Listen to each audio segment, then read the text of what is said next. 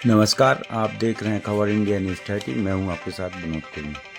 सांसद डॉक्टर लता वानखेड़े का सांसद नागरिक अभिनंदन समिति द्वारा रविंद्र भवन में फूल माला बरसाकर जोरदार स्वागत किया गया। इस मौके पर पूर्व मंत्री एवं विधायक भूपेंद्र सिंह, विधायक प्रदीप लारिया, जिला पंचायत अध्यक्ष हीरा सिंह राजपूत, नगर निगम अध्यक्ष वृंदावन अहिरवार, पूर्व विधायक भानु राणा के अलावा कथावाचक विपिन बिहारी और कई भाजपा के कार्यकर्ता मौजूद रहे। साथ ही 50 से ज़्यादा अलग अलग संगठनों ने डॉक्टर लता वानखेड़े का स्वागत किया। कार्यक्रम में पूर्व मंत्री भूपेंद्र सिंह ने बताया कि हम सिर्फ जनता की सेवा के लिए राजनीति करते हैं, लेकिन कुछ लोग सिर्फ चुनाव जीतने के लिए राजनीति करते हैं। भाजपा एक अनुशासित पार्टी है और जिसको जो जिम्मेदारी मिलती है उसे वह बखूबी निभाता है। तो वहीं सांसद लता वानखेड़े ने अपने उद्बोधन में कहा कि देश के यशस्वी प्रधानमंत्री नरेंद्र मोदी जी ने जो उन पर विश्वास जताया है, इसके लिए उन्होंने सागर संसदीय क्षेत्र की 18 लाख जनता की तरफ से भी प्रधानमंत्री का आभार व्यक्त किया। आइए देखते रिपोर्ट।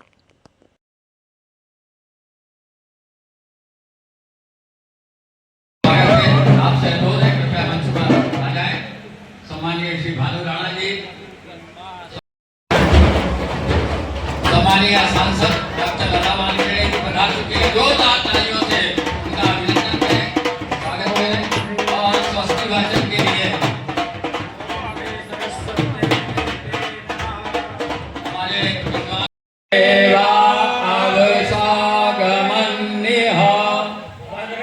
करने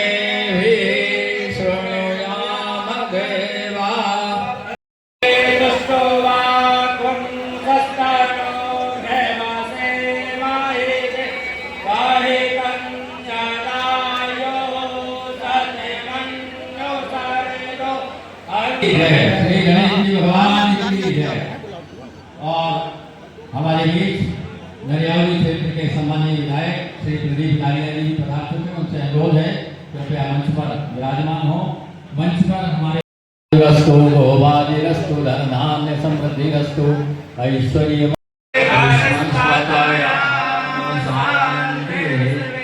देवा शांति सर्वशांति सर्वत्वं शांति शांति शांति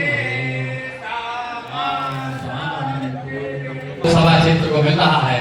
लोकसभा में सागर की आवाज मजबूत हो रही है और लोकसभा में एकमात्र भारत से प्रतिनिधित्व IPU में इंटरनेशनल पार्लियामेंट जो फोरम है उसमें भारत से एकमात्र प्रतिनिधि के रूप में हम सब गौरवान्वित हैं।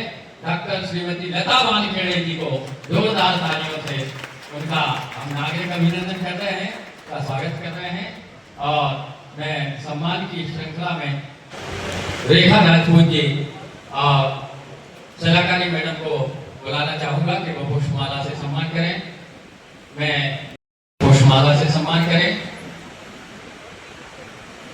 श्री मिश्री चंद जी गुप्ता आए और सम्मानीय विधायक नरियावली श्री प्रदीप लारिया जी का सम्मान करें।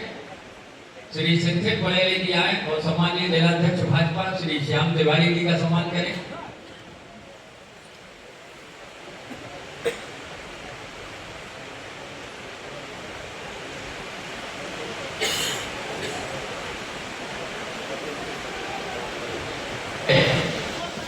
सांसद नागरिक अभिनंदन समिति के सम्मानीय पदाधिकारी हैं और सर्वप्रथम स्वागत कर रहे हैं सम्मानीय भूमिका रही है। ऐसे हमारे भारतीय जनता पार्टी के पूर्व जिलाध्यक्ष और सांसद नागरिक अभिनंदन समारोह समिति के सूत्रधार आदरणीय श्री हरिराम चरण ठाकुर को मैं आमंत्रित कर रहा हूं कि वो समिति की ओर से स्वागत भाषण, स्वागत उद्बोधन देने का कष्ट करें। आपकी जोरदार तालियों के बीच सम्मानीय श्री हरिराम चरण जी वो प्रयत्न और प्रयास कर रही हैं।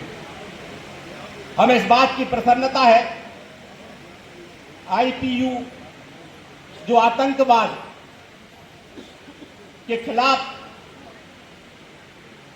या उसके निराकरण के लिए जो कमेटी बनी है उसमें उनको सदस्य मनोनीत किया है, वो भारत का प्रतिनिधित्व करेंगी। मैं आप सबसे कहना चाहता हूं कि आज आतंकवाद हम सबके लिए चुनौती है, नक्सलवाद हम सबके लिए चुनौती है, और सारे देश इसमें एकजुटता के साथ काम कर रहे हैं और ये कमेटी भी उस दिशा को आगे बढ़ाने का काम कर रही है। कल मैं हमारे गृह मंत्री अमित शाह जी का पार्लियामेंट में एक उद्बोधन सुन रहा था। उन्होंने पार्लियामेंट के अंदर इस बात का संकल्प लिया है कि देश के अंदर चाहे वो नक्सलवाद हो या आतंकवाद हो, इसको समाप्त करने के लिए सारे प्रयास करेंगे और 2026 तक ये नक्सलवाद और आतंकवाद, ये देश इससे मुक्त हो, इसके लिए भारत सरकार कृत संकल्पित है। जो मध्य प्रदेश में मैं समझता हूं कि इंदौर में IIM और IIT है, एम्स हमारे भोपाल में है, इस बुंदेलखंड पिछले बुंदेलखंड में इन संस्थाओं की बात उन्होंने पार्लियामेंट में उठाई है और निश्चित तौर पर ये बुंदेलखंड के रीजन में आएंगे तो इस बुंदेलखंड में विकास के और चार चांद लगे, चाहे वो हेल्थ का सेक्टर हो, चाहे हायर एजुकेशन का सेंटर हो, इस दिशा में काम करेंगे, होगा तो अच्छा रहेगा। इसके लिए वो प्रयत्नशील है।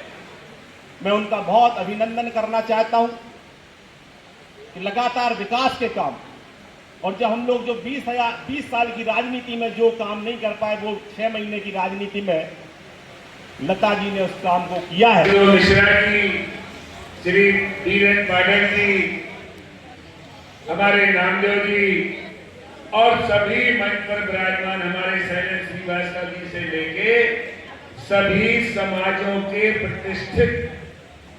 प्रतिष्ठान के अध्यक्ष और पूरा इसका आज के इस नागरिक अभिनंदन कार्यक्रम के अवसर पर मंच पर इनकी गरिमा में उपस्थिति हम सबके मध्य है, ऐसे पूज्य संत पंडित विपिन बिहारी जी, उनके चरणों में प्रणाम है।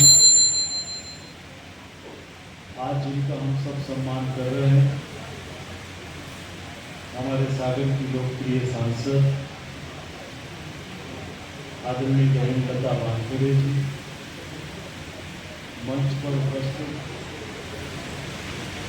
भारतीय जनता पार्टी जिला सागर के अध्यक्ष भाई श्याम तिवारी जी, जिला पंचायत सागर के अध्यक्ष आदरणीय श्री वीरा सिंह जी, पूर्व विधायक भाई भानु राणा जी, श्री हरिराम सिंह जी, मंच पर उपस्थित अन्य सभी वरिष्ठजन, कार्यक्रम में उपस्थित शहर के सभी गणमान्यजन, हम सबकी जिम्मेदारी है कि जब हमारा जनप्रतिनिधि कोई अच्छा काम करता है तो उसका हमेशा सम्मान हम लोगों को करना चाहिए। इसलिए मैं आज, मेरी व्यस्तता थी, मुझे बाहर जाना था, पर मैं अपना कार्यक्रम स्थगित करके सम्मान करने के लिए यहाँ पर आया।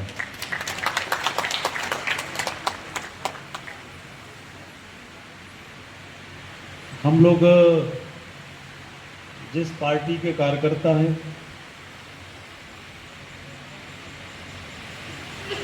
वह पार्टी और कार्यकर्ता, राजनीति में मैं हमेशा कहता हूं 2 तरह के लोग होते हैं। एक वो लोग होते हैं जो राजनीतिक होते हैं, जो राजनीतिक होते हैं वो हमेशा चुनाव जीतने के बारे में सोचते हैं। और एक वो लोग होते हैं जो राजनेता होते हैं। जो राजनेता होता है वो राष्ट्र और विकास के बारे में सोचता है, चुनाव के बारे में नहीं सोचता। तो हम लोग अपने कम समय के कार्यकाल में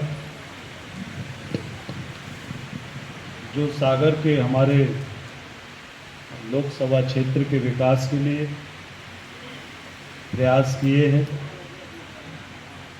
और जो उनको सम्मान मिला है, इसके लिए मैं उनको बहुत बधाई देता हूँ, शुभकामनाएं देता हूँ।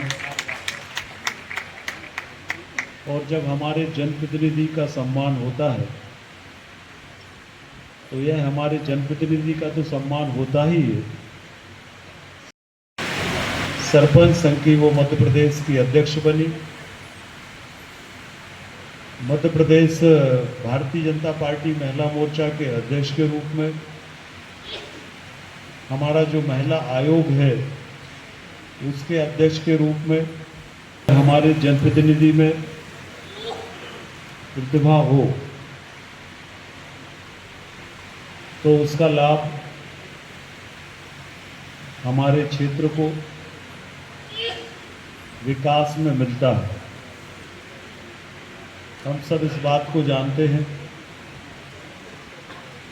कि हम सबके जीवन की समृद्धि का जो आधार है वह विकास है